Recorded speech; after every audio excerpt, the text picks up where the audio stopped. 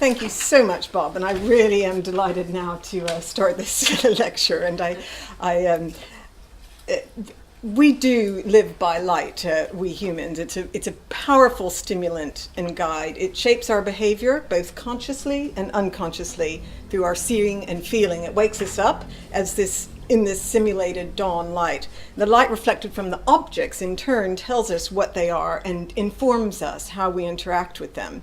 So the ambient light bathing us from the sun and sky, from our lamps and our computer screens, affects our mood and our arousal. When bright light strikes our eyes, we become alert. When darkness falls, we shut down. And instead of light-emitting babies, I think this is the first light-emitting baby in art, we now have light-emitting devices, so there has been a change.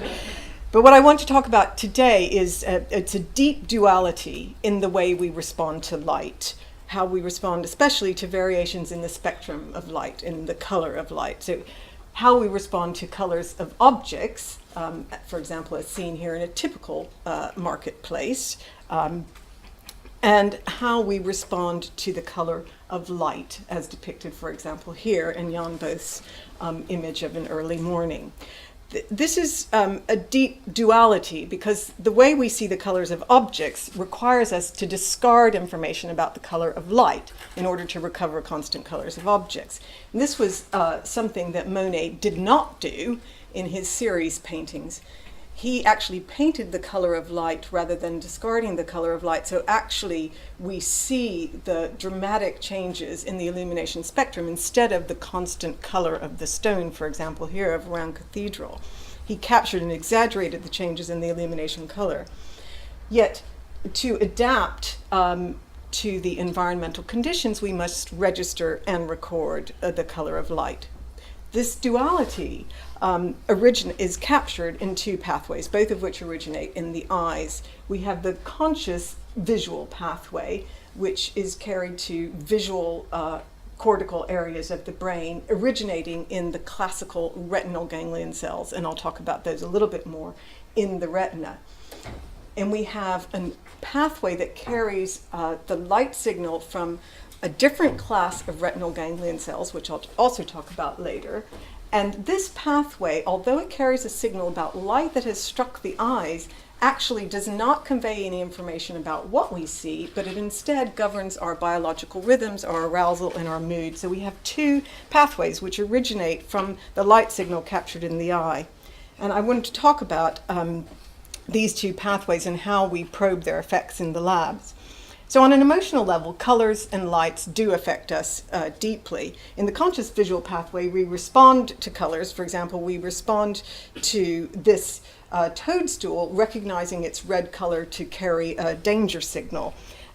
We're attracted to this gentleman, I would say, more than to this gentleman, simply because of the difference in color of their skin. So color is an important biological signal because it tells us something about object properties.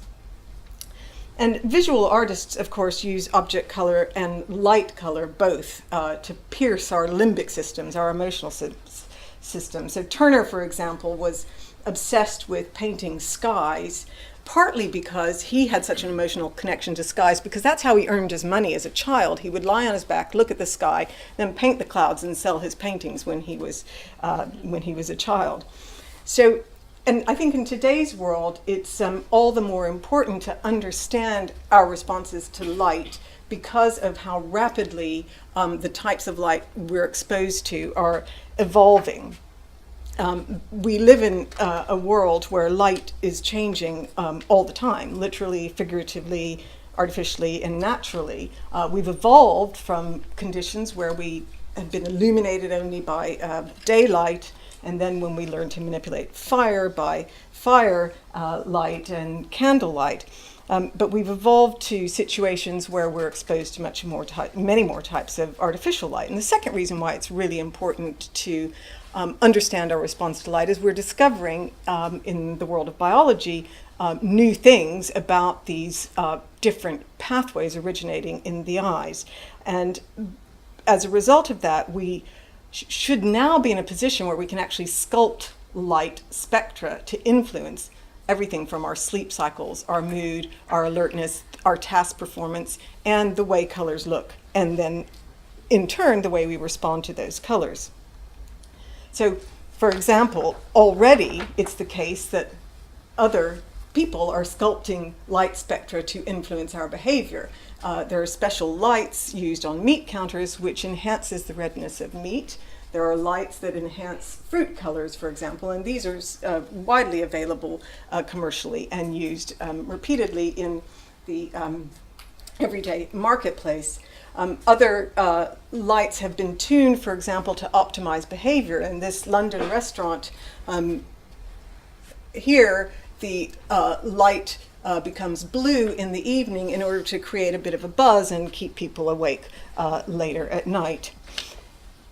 And perhaps one of the more dramatic uses of light spectra, artificial sculpting of light spectra, comes from the recent installation of blue light in Tokyo railway stations, which has been installed in order to reduce the rate of suicides. And this is partly due to, thought to be due to the alerting, arousing effects of blue light in the evening, which we'll talk about a bit later in this lecture. So I think, given all of this, we really need to move at the speed of light in order to understand how the world of light affects us. So I want to just go through some of the basic concepts in visual perception and non-visual light sensing in order to talk in more detail about these effects. This is a little film clip that we showed in an installation in the National Gallery, where we illustrated the principles of color perception and performed a mass public experiment, some of the results of which I'll show you later. And one of the reasons why it's a pity you can't hear the sound here is because this is narrated by Lala Ward, who is a former Doctor Who companion, and she has a beautiful voice. But you can get the basic message from this because we've got the text on the screen. So the light is captured by the array of photoreceptors at the back of the eye, and the signal travels to visual cortical areas at the back of the brain, where object colors are constructed from the light received at the eyes.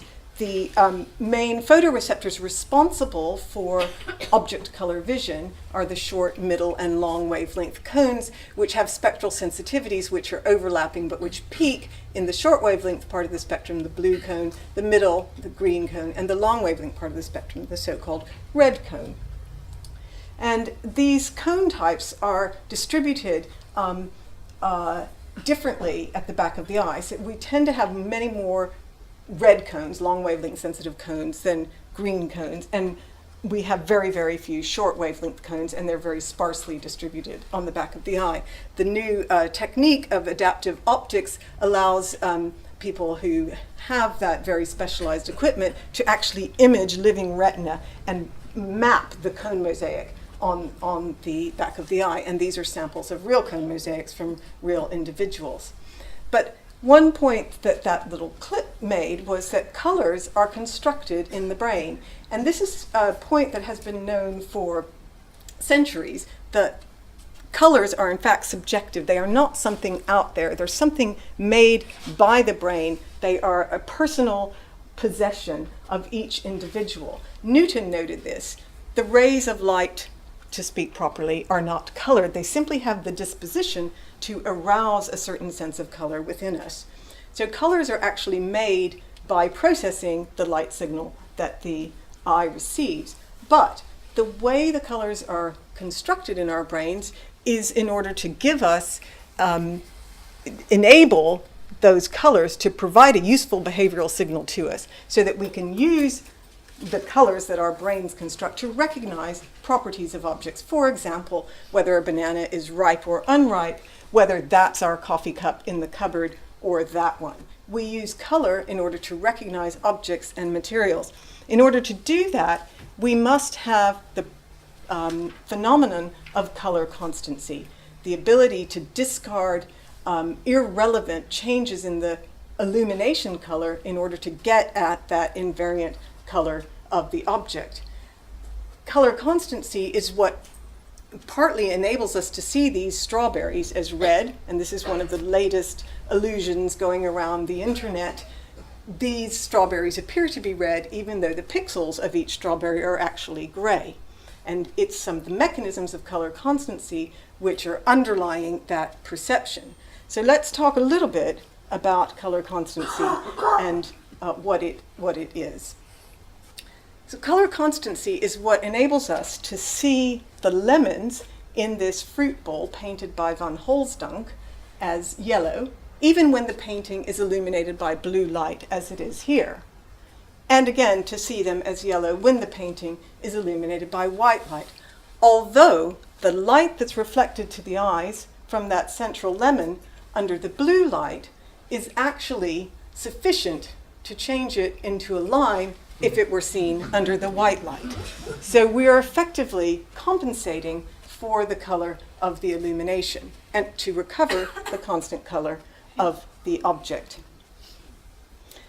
Color constancy is such a powerful phenomenon and operating every instant of the day that we are really shocked when things appear to be inconstant.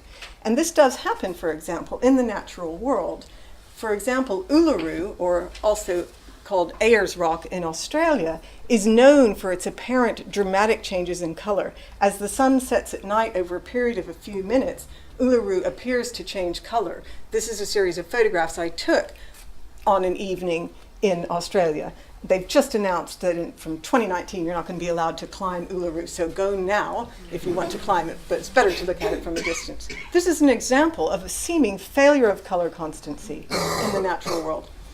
What's going on in color constancy is that our visual systems are compensating for changes in the light reflected from objects, shown here, for example, in order to recover some description of the invariant surface reflectance of the object. The surface reflectance just describes what proportion of the incident illumination at each wavelength that object reflects. And this is the surface reflectance of this tomato. Here it is illuminated by bluish light, and this is the spectrum of light it reflects back, the amount of energy at each wavelength.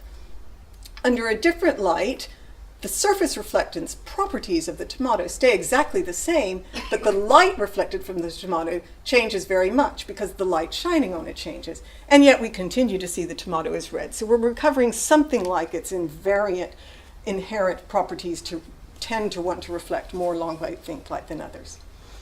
So color constancy is a massively studied problem from many different points of view. Computer vision scientists are constantly constructing algorithms to enable cameras to do the same things. Your digital cameras have got color constancy algorithms embedded in them. In the lab, we try to study color constancy from a behavioral point of view and in order to understand what's going on in the brain to enable us to have color constancy. So I won't go into all the different possible mechanisms that underlie color constancy, but I'll just illustrate two of them that we know occur. One is chromatic adaptation, and that's the adjustment of sensitivity of the cone receptors. So as the, for example, as the redness in the light increases, the sensitivity of the red cones will decrease in order to compensate. And the other one is memory color. Memory color is what tells us that this apple is there's something wrong with this apple. If you didn't have a memory color for an apple, you would think this was a perfectly acceptable, edible, appealing apple. Memory color is what tells you that this strawberry is normally colored and this apple is normally colored. So we have embedded in our mental representations of objects memory colors for those objects which tend to have diagnostic colors, which we tend to have seen in particular colors repeatedly. So I want to illustrate the effects of memory color to you using one of Turner's beloved sites, Dunstanburgh Castle. And most of you here probably know Dunstanburgh Castle from the Northumberland coast. And this is an early sketch he did of Dunstanburgh Castle. He returned to it again and again, painting it and depicting it in different ways. This is a photograph of Dunstanburgh Castle in black and white. But what I want you to do is to be able to see it in color. And in order to enable you to see it in color, I need you to stare, first of all, at this black dot in the center. And it does help if the lights are turned down a little bit on the front. It's probably good enough. Just keep staring at that black dot in the center. And I need you to do that for about 15 seconds. Please just continue staring at the black dot. Continue staring at the black dot. And you need to keep your eyes fixed in order to ensure that chromatic adaptation is doing its work, that you're adjusting the sensitivities of the receptors in those particular locations. And now I'm just going to flip to black and white. You should keep your eyes fixed. You should see it in color now. So that's the effect of chromatic adaptation, changing the sensitivity of your photoreceptors at different locations in your retina. But memory color is also boosting that effect by filling in the blue of the sky, because you know sky is blue, the green of the grass, because you know grass is green. So memory color boosts those effects. The two work hand in hand to enable you to see constant colors of objects. That is the real colored image. And this is how Turner later depicted Dunstanburgh Castle completely moving around the sea, showing that memory isn't always infallible. So in the lab, what's been found is that color constancy measurements in the lab, measurements of color constancy have shown that it's not perfect. We don't have 100% color constancy. There are different ways to measure color constancy, but the different measures suggest that it can be anywhere from 10 to 85% in those particular types of measurements. Now, why does color constancy vary so much? Well, it depends on the lights, it depends on the surfaces, and it depends on the individual. And I want to talk about some universal biases in color constancy, but before we get there, I want to just illustrate the fact that color constancy does vary a lot just between individuals, even when the stimuli are exactly the same. And that brings us to this video clip, and I really am sorry that there's no sound, but here we go. This is a clip from Gogglebox, and you do have to imagine what it sounds like. I lost friends over that. This single photograph set the internet alight with a burning question. Everyone was saying, is it black or blue, or white and gold? It's black and blue. I can't do the Cockney accent. I apologize. So, and then she says, white and gold. It's awful. Okay, so that is the final take on the dress. So the dress was this phenomenon where people looked at the same image, and some people said the dress was white and gold, and some people said it was black and blue. We did an experiment, which I'll show you a little bit later, which the BBC filmed. Then they filmed people watching it on Gogglebox. Now, how many people in this room did see the dress? And how many people first saw the dress as white and gold? Okay, and how many first saw the dress as black and blue? Okay, so it's about even Stevens here, which is roughly the proportion in all the populations that have been tested. Now, the color constancy explanation for the dress is that people looking at the same image interpret it to be a particular object lit by a different type of light. So those people who see it as blue and black interpret the illumination shining on it as bright yellow, and that creates this image. If you have bright yellow lights shining on a dark blue and black dress, you get this image. Those people who see it as white and gold are interpreting the illumination color as being a darkish blue. So looking at the same image simply by making an unconscious assumption about the actual color of the illumination causes people to apply a different correction and therefore see a different color of the dress. So it illustrates that individuals differ in terms of how their color constancy mechanisms operate. And we have some evidence, which I'll show you a little bit later, to support this notion that it is in fact that people are making different unconscious assumptions about the color of the illumination, and that explains why people see different dress colors. But the way we respond to light doesn't depend only on the visual system, the rods and cones, which convey signals through thalamus to cortex. It also depends on other light sensors in the eye, which are embedded in the intrinsically photoreceptive retinal ganglion cells. And this discovery of these particular cells actually happened only about 15 years ago. Until then, vision scientists believed that rods and cones were the only light sensors in the eye. This was a complete dogma. And they thought that, therefore, those rods and cones must be the receptors that were responsible for entraining our biological rhythms to the light-dark cycle. They thought rods and cones were doing it all.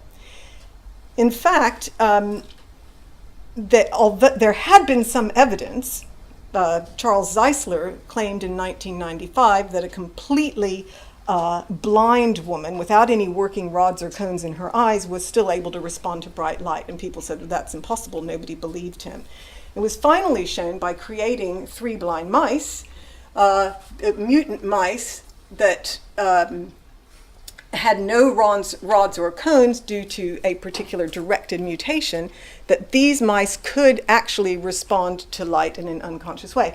And therefore, people were persuaded that there must be other light sensors in the retina which were governing this entrainment to the light-dark cycle. And this, it's been subsequently shown that humans and other animals also have these intrinsically photosensitive retinal ganglion cells. And these retinal ganglion cells have a pigment within them called melanopsin, which enables them to respond directly to light. They project not to the visual cortex, but to the suprachiasmatic nucleus, which is a little nucleus in the hypothalamus, which is also called the biological clock. And that in turn projects to the pineal gland, which releases melatonin. And this pathway then governs our biological functions, which are entrained to the light-dark cycle, like the sleep-wake cycle. They also governs our pupillary light reflex. It also affects mood and cognition, because from this initial area to which the signal projects, signals go throughout the brain. And one of the key functions that the pineal gland governs is the release of melatonin. So melatonin is the so-called darkness hormone. It's pretty low level throughout the day, but a few hours before you really feel like going to sleep, the levels of melatonin rise. They peak a couple of hours after you've fallen asleep, and then they fall again throughout the night. So they are the hormone which effectively instructs your sleeping cycle. So we actually evolved from animals that had multiple light sensors all over their bodies, not only in the eyes, but also in the pineal gland, deep in the brain, and also in the skin. For example, fish and amphibians still have these light sensors in the skin. And then when we became nocturnal, about 100 million years ago, we lost all of those light sensors except for the ones in these retinal ganglion cells, the intrinsically photosensitive ganglion cells. Now, what do these intrinsically photosensitive retinal ganglion cells do? Why are they there, and how did they contribute to the evolution of our visual system? Well, we have to look at how daylight varies during the day to understand that. So daylight is a mixture of skylight and sunlight, blue and yellow light. And so the spectrum varies from quite blue light to quite yellow light. And you can describe the curve of the colors of daylight by the Planckian locus. The colors of daylight fall almost exactly on the Planckian locus, which is the black body radiation locus, from blue to yellow. And as the sun rises at dawn, the light goes from quite bluish light to less blue light, and then to yellow light. So this change in light from dark blue to bright yellow, for example, leads to a sort of correlation between blueness and darkness and yellowness and brightness. And this correlation is one, again, that visual artists have captured. So if you look at Monet's series paintings, you see this correlation. Blues of light are dark and yellows are bright. Turner also captured that same correlation between colors and brightness. Blues are dark and yellows are bright in his sunrises and his sunsets. But the melanopsin pigment spectral sensitivity lies quite close to the short wavelength cone sensitivity. It's also bluish in its sensitivity, but not as blue as the short wavelength cone sensitivity. So the short wavelength cone sensitivity is perfectly optimized for detecting changes in the color of daylight. So the colors of daylight pretty much minimally and maximally stimulate the short wavelength cone.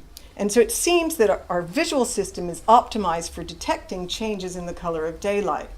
And at the same time, the Melanopsin system is optimized for detecting blueness and increasing brightness of light. So these two systems together can monitor the change in brightness during the day, which increases up to noon, both in the seen by the visual system and seen by the melanopic system. And in fact, the intrinsically photosensitive retinal ganglion cells are activated by light through the melanopsin pathway, and they're turned off by bluish light that activates the S-cone signal. So you could say they're almost perfect for detecting the changes of light at dawn. And it's been shown that mice actually can respond behaviorally to changes in pure color of light, not just the irradiance of light, and that monkeys have cells which are tuned to the color of daylight. So it's pretty clear that all of these mechanisms are optimized to monitor changes in environmental light. So it looks like what happened evolutionarily, and this is evolution in sort of 1 minute in terms of the color vision system, is that we started off just being able to sense changes in the color and brightness of light, and then we evolved the ability about 30 million years ago to see object colors. And that came about when we got the red and the green cone splitting off from a single middle wavelength cone. So, given all of that, we would then postulate that since the visual system seems to be optimized for monitoring changes in daylight, perhaps color constancy is going to be best for changes in illumination which mimic changes in daylight. And that might be one reason why measurements in the lab have been so varied, because different types of light changes have been examined. Maybe color constancy is best for those illuminations under which we have evolved. And you can sort of see that if you look at this video, which shows a so-called Mondrian papered box being illuminated by a smoothly changing daylight spectrum, changing from blue to yellow. And it's quite difficult to actually see those changes. You have quite a constant surface color perception of that box. You're not terribly aware of the illumination change until about now, when it becomes very yellow. So the colors have actually changed quite dramatically from this bluish to this yellow, yet you're not that sensitive to those changes in illumination color. So we wanted to put this into the lab and actually measure how far we could push an illumination change before people would be able to see it. And then to do this along different types of illumination change to see where color constancy was best. And to do this, we used a set of lights which are spectrally tunable lights, multi-channel LED sources whose outputs can be sculpted to match almost any spectrum. And we used a particular task, which we call the illumination discrimination task. And we have people sit in a light room illuminated by these lights, looking into this box, which we call a Mondrian papered box. And they view the scene when it's lit by one light, and then the lights are shut off, and then they're shown two different lights, and they have to say which one matches the first. So I'm going to give you an example of this trial so you can see how it works for you. So this is the first light.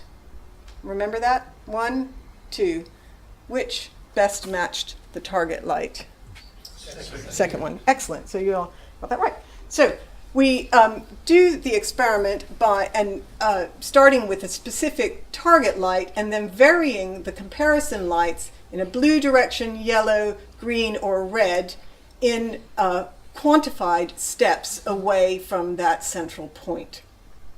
And the lights can vary along the blue-yellow direction, which is the daylight illumination direction, or along this atypical direction, a red-green direction. And we find that people are worse for illumination changes along the blue direction. Here we've plotted accuracy against how far away the light is from the target light. So going in the blue direction, performance is much worse. This line is lower than, for example, changes in the green direction. And this is true whatever background we use. The performance in the bluish direction is lower than in the other directions. Conversely, this means color constancy is better for changes along the bluish directions because the scene doesn't appear to change. The colors stay constant. So we rolled out this experiment into our installation at the National Gallery in order to test lots more people all at once and to see whether it worked outside of the lab. And in this installation, we had people view 2 paintings on a wall, and they were illuminated by the same spectrally tunable lamps. And they did exactly the same task. The lights were shone on the paintings. One light was shone, they had to remember that, and then say which of 2 subsequently presented lights matched the first. And in this task, each person did only 1 trial, and then we conglomerated all the trials together. We were able to test 10,000 people, which is a lot better than the 10 we usually do in the lab. And we found exactly the same effect, that performance in the bluish direction was much worse than in all the other directions. And here, the red and the green direction were sort of equally good. So again, color constancy is better for bluer illuminations, and this is using a real painting in a semi-real world setting. And for a smaller group of people, 1,800 people, we were able to do a more focused comparison between individuals, because for those 1,800, we knew they'd sat through the whole experiment and at the end told us what their sex was and their age was and whether they'd ever been to the National Gallery before and things like that. And digging down into that group of 1,800, we were therefore able to look at differences between ages, and what we found were that people over age 25, and it got worse as you got even older than that, had much harder problems seeing the change in the bluish direction. So their performance was worse in the bluish direction, but not in the other directions. So this suggests that older people are actually have better color constancy. You're always trying to find something, the silver lining inside the cloud for bluish illumination. So this change in illumination in the bluish direction is less noticeable to people in older age groups. We've subsequently performed this kind of experiment in lots of different conditions with simulated scenes on computer screens and with different starting reference colors, and we find a robust blue bias, as we call it. There's a tendency to have better color constancy for bluish changing illuminations. So blue appears to be quite special. Now you can ask the question, and we have asked the question, do people differ in the extent of blue bias they have, and if so, why? And does that explain anything about other color constancy effects, such as the dress? And this was Gogglebox's take on our experiment with the dress. We set up a tent, we put the real dress in the tent, and we illuminated it. This is the best line in this. That's the only time her job has come in handy, when that effing dress went mental. So this was a great moment for vision science. Every vision scientist in the world got called up by their local newspaper and asked to explain the dress.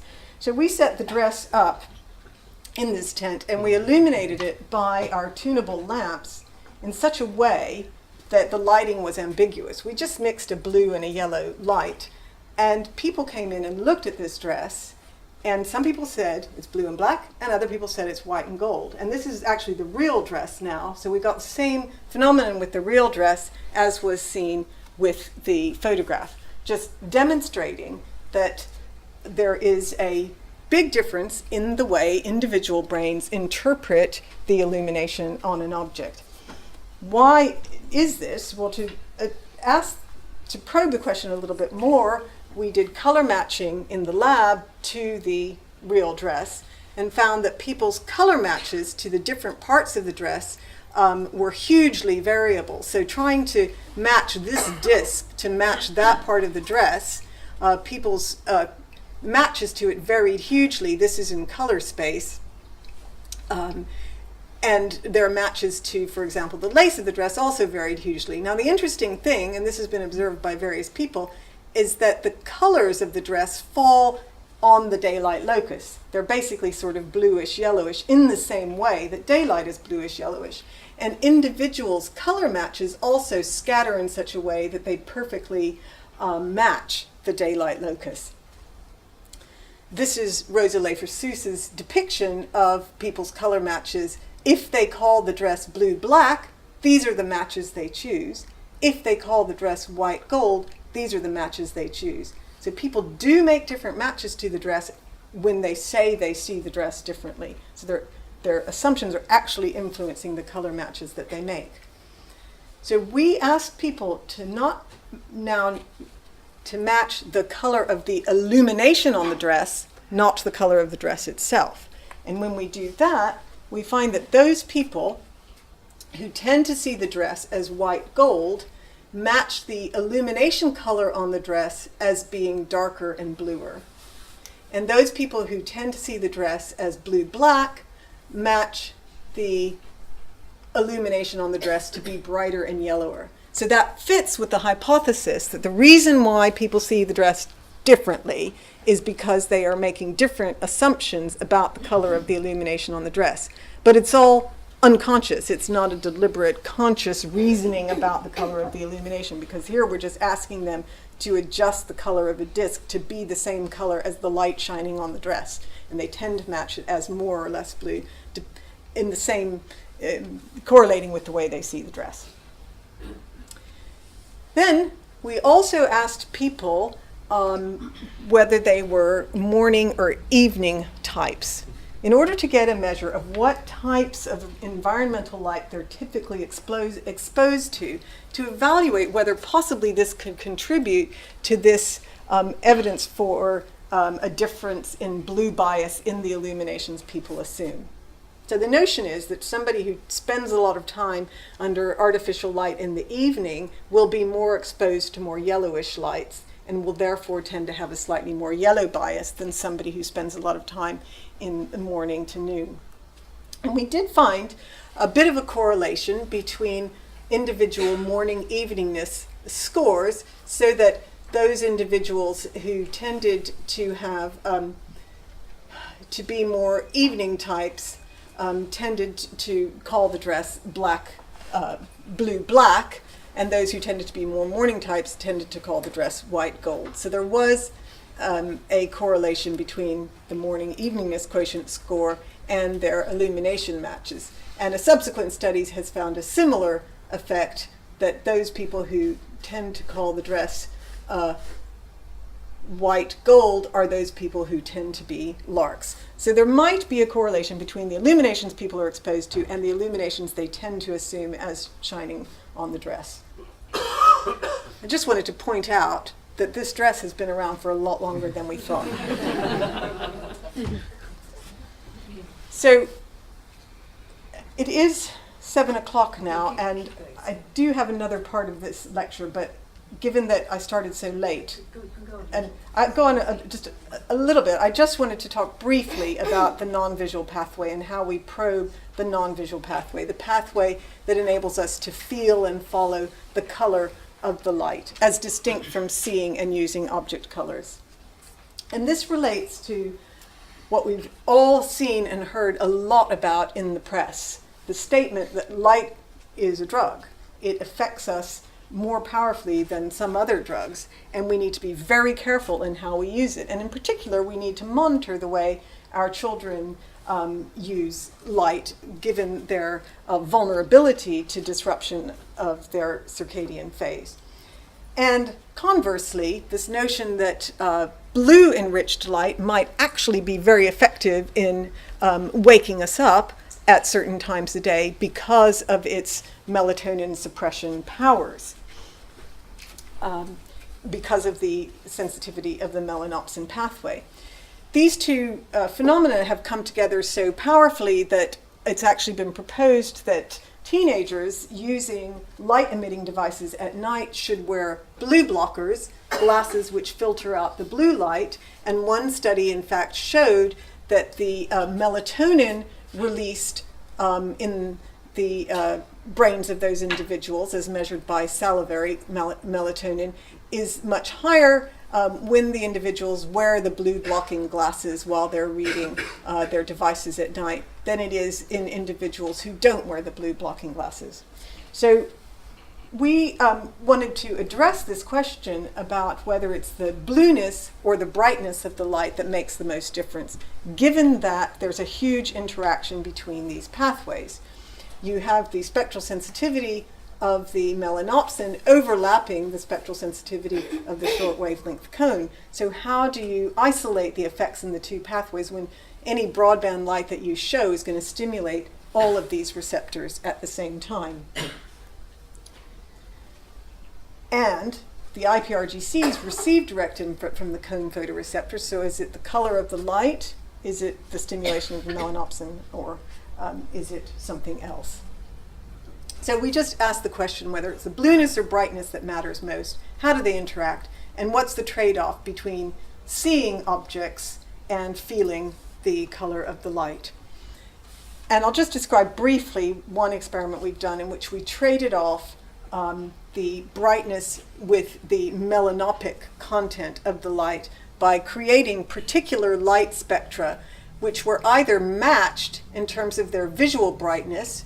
So the white light and the amber light, the gray line here and the gold line here, were matched in terms of how visually bright they were, whereas the white light and the blue light were matched in terms of how much they stimulated the melanopic pathway. And we can do this by adjusting the spectra exactly to make them fit these different criteria.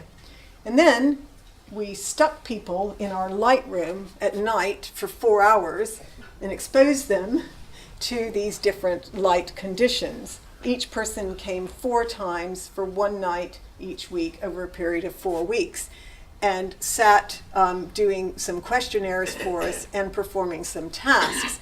And at intervals, spitting into a little salivette and then handing it to us through a hole in the wall. We put it on ice and then sent it away to a lab and had the melatonin levels measured.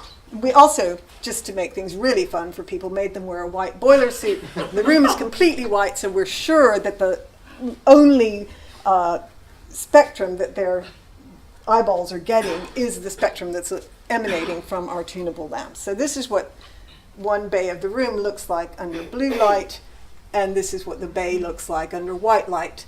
To get through the experiment quickly, we ran 2 people on each evening. Each one had their own bay with a white table and a very, very dim computer monitor. So these are the results. We looked at the effect on melatonin release of these different lights, which were matched for brightness or matched for melanopic content. This line shows the average melatonin release over all of our 22 individuals when they sat for the whole 4 hours of the evening in very dim red light. So their melatonin rose completely naturally under this dim light condition from 8 o'clock to 11:30 p.m. When they sat in the blue light for half the night, so we switched the light here at about 9:45, their melatonin levels dropped and did not rise any further beyond this point. And this blue light is actually very dim light, but it's very heavy in the melanopic content. So it's designed to maximally stimulate that melanopsin pigment and therefore maximally stimulate the non-visual pathway, which then shuts off the pineal gland from releasing melatonin. the effect of the other two lights are shown here. The white light with the same amount of melanopic content, but more visually bright, suppresses melatonin to the same extent as the blue light. The amber light, although it's very bright, doesn't really suppress melatonin. That's actually not significantly different from the dim light. So the amber light is very, very bright, but does not affect melatonin release because it doesn't have the melanopic content. And this is sort of the first time the experiment's been done in this way with very, very quantitative matching of these different contents. So we can write the melatonin suppression like this, that the amber light has relatively little melatonin suppression when you compare it with the dim light, but the blue light and the white light have equal amounts of melatonin suppression. So the high melanopic light suppresses melatonin equally effectively, whether it's low or high in brightness. But high brightness light without melanopic power doesn't really suppress melatonin very much. And the questionnaires that we give people show that sleepiness goes up in the evening, in the dim light, and drops in all the light conditions when the light switches on, but then rises most in the amber light and comes back up to the same level as dim light, but does not get to the same level in the blue light and the white light. Positive mood goes down throughout the whole evening because nobody likes to sit in a room doing very little all night. There's very little difference in the mood decrease between the different light conditions. Now, but the interesting thing is what we see on the task that people do at intervals through the evening. And this is a continuous performance task, and the task is to respond as soon as you see an X followed by an A. So you weren't supposed to respond to that X. No, not that one, that one. So you have to inhibit responses to the wrong X and respond to the correct X, so we can measure that rate of correct hits versus misses and false alarms versus correct rejects. And the measure that summarizes all of those differences is called sensitivity. And the key thing here is that from the beginning of the evening to the end, sensitivity actually goes up in the amber light, and it goes down in the blue lights and the white lights. So even though the blue light and the white light suppress melatonin, suppress sleepiness, they actually make performance worse on this task where you have to sustain attention. And that's quite all right, nearly done. But the sensitivity actually gets a bit better in the amber light. A separate questionnaire revealed that people also don't like the blue light. They think it's just about as bad as the red light, but they're quite happy with the white and the amber light. So the conclusion from this set of experiments is really that amber light is the thing you should use at night, because not only is it bright enough for you to see, makes you perform a bit better, and doesn't mess up your melatonin release, and therefore doesn't mess up your sleep-wake cycle. And this kind of puts a little spin on the recent study that Charles Eisler came out with, saying that we shouldn't even use light-emitting e-readers at night because it affects sleep, circadian timing, and next morning alertness.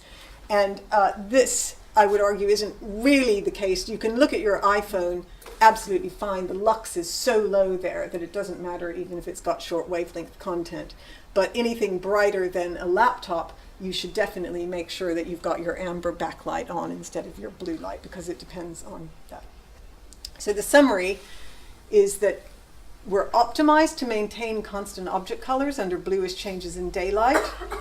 We're aroused by blue light, but it might make us actually see worse, as well as disrupt our sleep cycle afterwards. And this tunability of light sources means that in the contemporary world, we have to be quite careful about judging object color under artificial light sources, but at the same time, we can sculpt light to improve our task performance under certain conditions. And I'll just finish with this little video of another way in which you can use the sculpting of light to enhance things other than task performance, including, for example, appreciation of paintings. In another experiment, we have individuals adjusting the color of the light on particular paintings to that which makes them appreciate the painting most, as well as feel the best. And they can choose any color of light they want, and it really affects the way the painting speaks to people. And I think the future, just to make this point plain, in museums is that light will be optimized to enhance both the appearance of the object and the feelings of the individual looking at it. So I just want to say thanks to all the people who've worked on these projects, and thank you for listening. I'm sorry for going on such a long time.